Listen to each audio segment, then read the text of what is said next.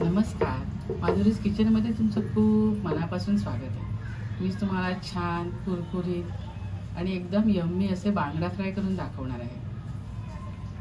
त्यासाठी मी इथे 3 बांगडे घेतलेत, एकदम ताजे आहेत, स्वच्छ धुवून घेतलेत आणि त्याला बघा असे कट करून घेतलेत, जेणेकरून मसाला आतपर्यंत चांगला मुरला जाईल। आता आपण काय करूया, प्रथम ह्या बांगड्याला लिंबू आणि हळद लावून आणि थोडं मीठ लावून मॅरिनेट करून घेऊया। इथे मी अर्धा लिंबू घेतलाय,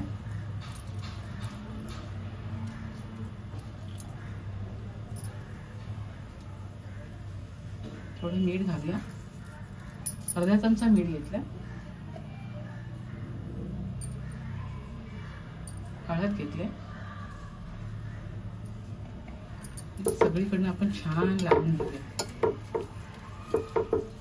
त्या आपण शिरा केल्यात ना, यामध्ये पण आपण हे लिंबू चांगलं लावून घ्यायचं, ते आताही या माशाला खूप चांगला होतो आणि चव चांगली येते।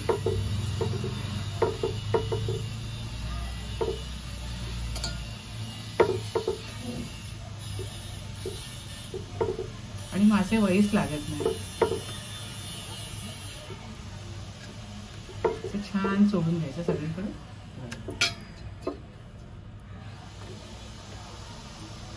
आता पुन्हा मी हे 15 मिनिटासाठी मॅरिनेट केलेलं आहे, हे 15 मिनिटासाठी हे असंच झाकून ठेवते।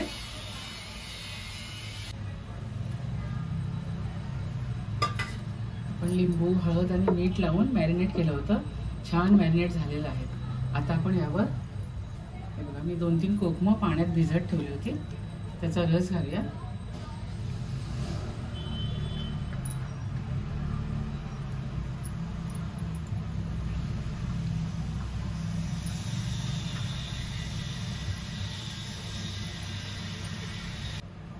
आता आपण यावर लाल मसाल्याचं मॅरिनेशन करूया। हळद घेतली आहे मी, अर्धा चमचा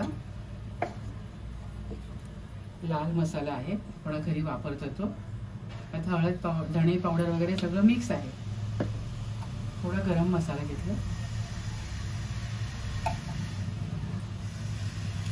मीठ घेतलं,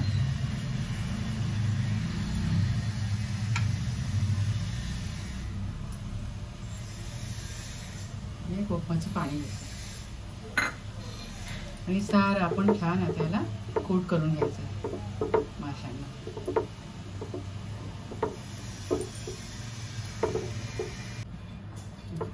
इथे मी अशा प्रकारे हा मसाला कोट केलाय बघा, सगळीकडनं आहे, चिरा वगैरे आहेत ना, त्यामध्ये पण अजून मसाला भरायचा।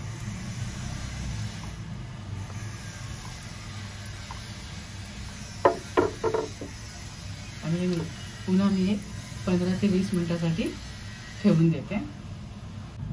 इथे मी 15 मिनिटासाठी बांगडे मॅरिनेट करून ठेवले होते बघा, एकदम छान झाले।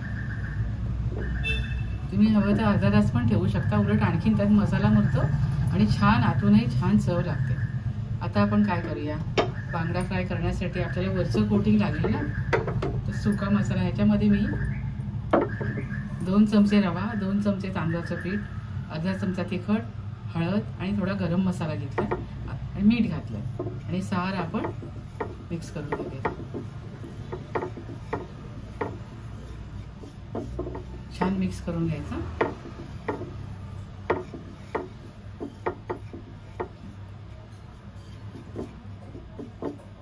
छान मिक्स झालं ना, आता आपण आपलं फिश आपण जे मॅरिनेट केले ना, ते यामध्ये असं घालायचं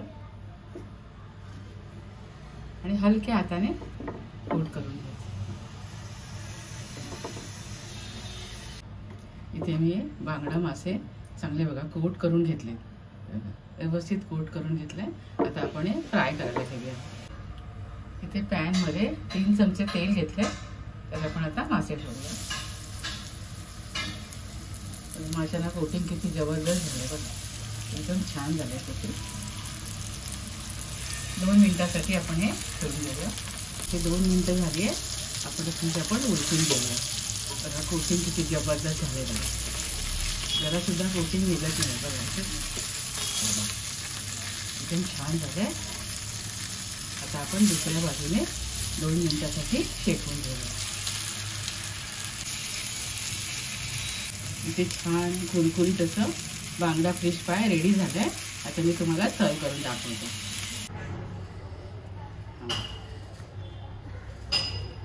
इथे छान कुरकुरीत असे बांगडा फ्राय तयार केलेत. एकदम यम्मी झालंय, मसालेदार पण आहे आणि कुरकुरीत पण आहे.